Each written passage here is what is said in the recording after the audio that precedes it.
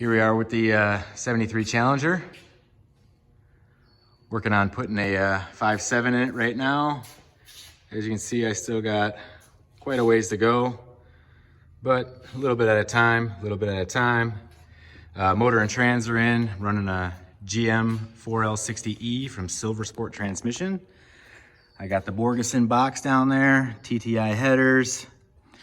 But today's project has been these beautiful Wilwoods front brakes, 12.19 inch rotors, 4-piston calipers. I got them in black.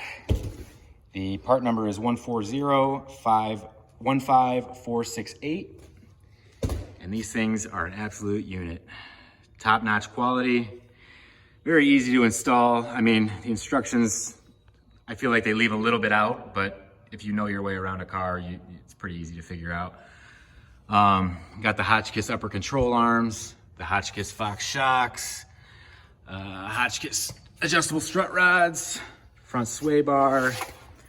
I've got QA1 lower control arms, QA1 K member in it, Hotchkiss torsion bars. Those are TTI headers. If we go out back,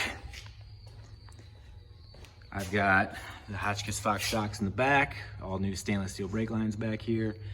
These are the Hotchkiss rear lowering springs, leaf springs.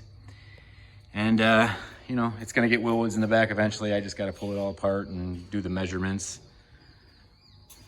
Right now it has no interior in it. The 4L60E is a 4-speed, so I got it all changed out on the indicators, and trying to find somewhere to mount a computer for it right now. It's proving to be quite difficult, but I'll figure it out. Anyways, thanks for checking it out. I'll try to post more videos as I go. It's, you know, I didn't really think about documenting it until now. I'm pretty far in already, but I will keep posting for everybody if they would like to see it. So thanks for checking it out. Have a good one.